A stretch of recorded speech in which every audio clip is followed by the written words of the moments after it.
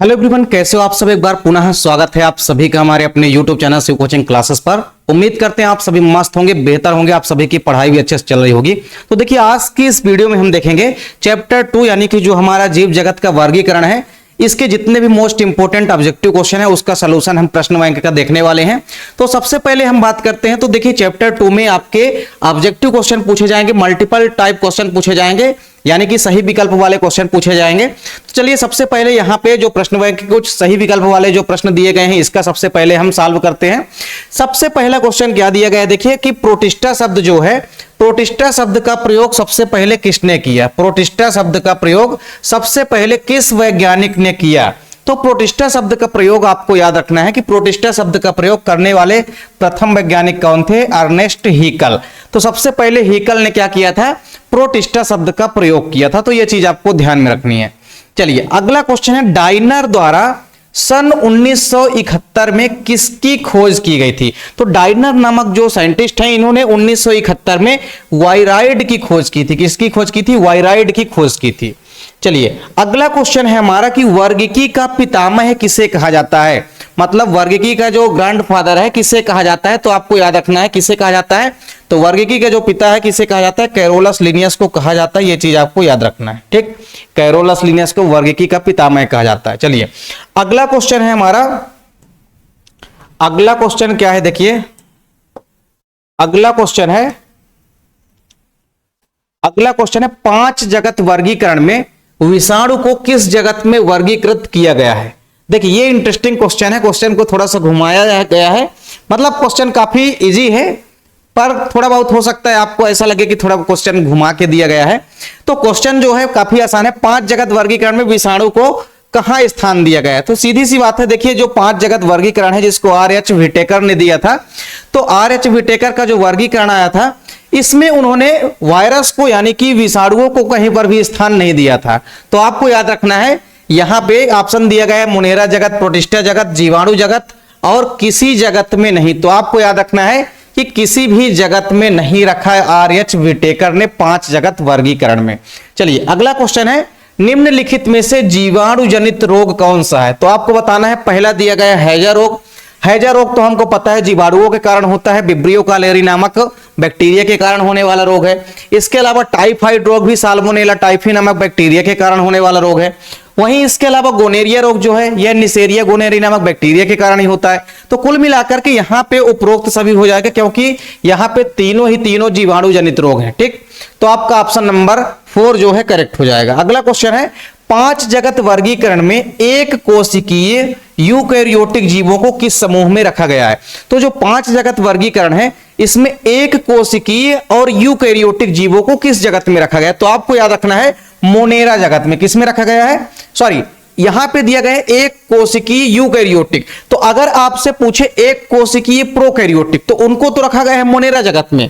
लेकिन यहां पे आपसे क्या पूछा गया है, यहां पे आपसे पूछा गया है एक कोशिकीय यूकैरियोटिक जीवों को। तो इनको कहां रखा गया है, इनको रखा गया है प्रोटिस्टा में। किसमें रखा गया है, जगत प्रोटिस्टा को, जिसको कि हम वर्गीकरण का कूड़ादान भी कहते हैं, डस्टबिन ऑफ क्लासिफिकेशन भी कहते हैं। चलिए, इसके बाद अगला क्वेश्चन है हमारा, चलिए इसके बाद अगला क्वेश्चन देखिए क्या है। अगला क्वेश्चन है, निम्नलिखित में से किसे हम थैली फंगाई कहते हैं।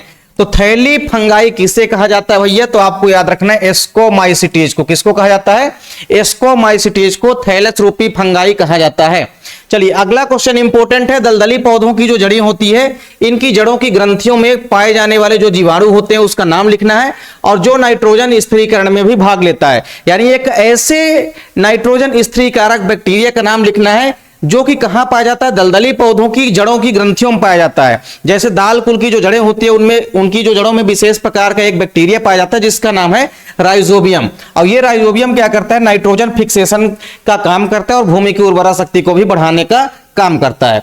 अगला क्वेश्चन है, 5 जगत वर्गीकरण में जीवाणु को किस जगत में वर्गीकृत किया गया है। तो आपको याद रखना है, जगत मोनेरा में किया गया है। किसमें किया गया है, जगत मोनेरा में इनका वर्गीकृत किया गया है। चलिए, अगला क्वेश्चन है हमारा, अगला क्वेश्चन है, अब रिक्त स्थान वाले क्वेश्चन है, तो इनको भी आपको पूरे के पूरे तैयार करना है। चलिए, रिक्त स्थान वाले में हमारा पहला क्वेश्चन क्या है कि किसको हम पौधे और जंतुओं के बीच की संयोजक कड़ी कहते हैं। तो पौधे और जंतु यानी प्लांट और एनिमल के बीच की कनेक्टिंग लिंक हम किसे कहते हैं? तो आपको याद रखना है युगलीना।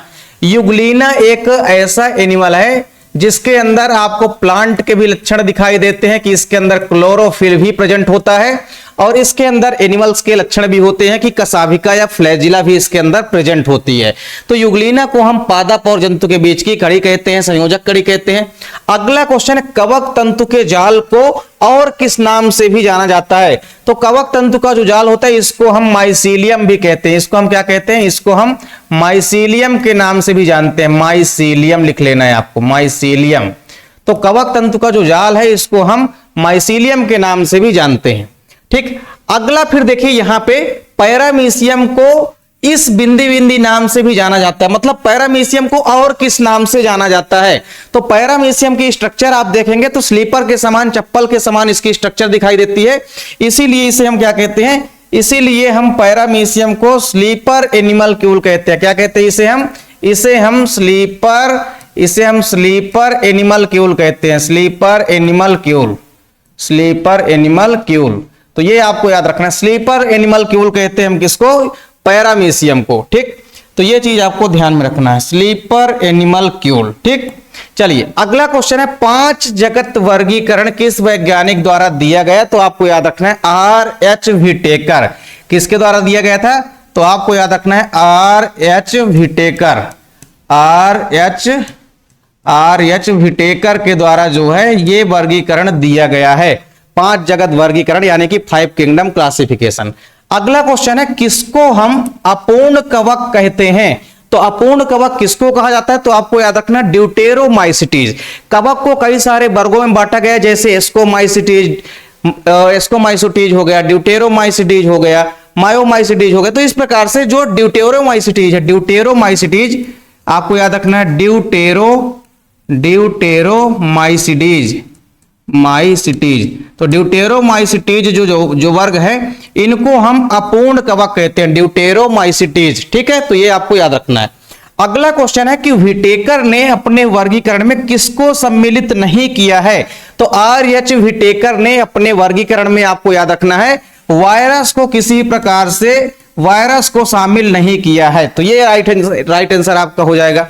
चलिए अगला क्वेश्चन है कि पादप विषाणु का आनुवांशिक पदार्थ क्या होता है? तो जो प्लांट वायरस होते हैं ना, प्लांट वायरस में हमेशा आपको याद रखना है कि जो आनुवांशिक पदार्थ होता है वो हमेशा RNA होता है, मतलब राइबोज न्यूक्लिक एसिड होता है, RNA होता है। ठीक, अगला क्वेश्चन है, कवकों की कोशिका भित्ति प्रायः किसकी बनी होती है? तो आपको याद रखना है सेल्यूलोज की बनी होती है। किसकी बनी होती है? तो सेल्यूलोज की बनी होती है। यहां पे आप लिख लेंगे सेल्यूलोज।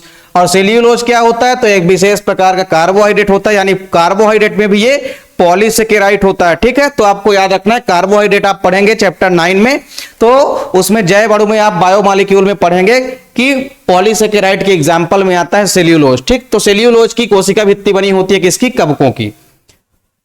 यहां पे कवकों की कोशिका भित्ति पूछा है, तो देखिए कवकों की कोशिका भित्ति यहां पे आपको चेंज कर लेना है। शैवालों की कोशिका भित्ति बनी होती है सेल्यूलोज की, यहां पे सॉरी कवकों की कोशिका भित्ति पूछा गया है, तो कवकों की कोशिका भित्ति होती है किसकी? काइटिन की। कवकों की कोशिका भित्ति आपको यहां पे काइटिन लिख लेना है। ठीक, तो कवक की पूछा गया है, शैवालों की कोशिका भित्ति सेल्यूलोज की बनी होती है, कवकों की कोशिका भित्ति किसकी बनी होती है? काइटिन की बनी होती है। अगला क्वेश्चन है, कवकों में संचित भोज्य पदार्थ किसके रूप में पाया जाता है? तो आपको याद रखना है ग्लाइकोजन के रूप में। किसके रूप में?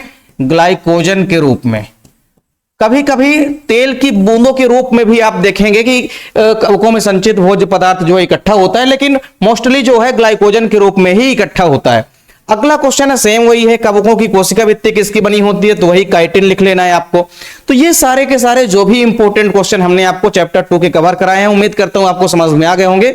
तो अगर आप चैनल पे नए हैं तो चैनल को सब्सक्राइब जरूर कर लीजिए, और आप अगर बायोलॉजी का हैंड रिटन नोट्स लेना चाहते हैं तो उसके लिए आपको कांटेक्ट करना पड़ेगा 9685 29 91 49 पर। आपको अगर हैंड रिटन नोट्स भी लेना चाहते हैं क्लास 11th बायोलॉजी का, तो आपको सभी चैप्टर का हैंड रिटन नोट्स प्रोवाइड कराया जाएगा। इसके लिए आपको इस नंबर पे कांटेक्ट करना पड़ेगा। तो उम्मीद करता हूं वीडियो पसंद आई होगी। वीडियो अच्छी लगे तो लाइक कमेंट जरूर कीजिए, साथ ही साथ दोस्तों के बीच ज्यादा से ज्यादा वीडियो को शेयर कीजिए। मिलते हैं नेक्स्ट वीडियो में, तब तक के लिए जय हिंद, वंदे मातरम।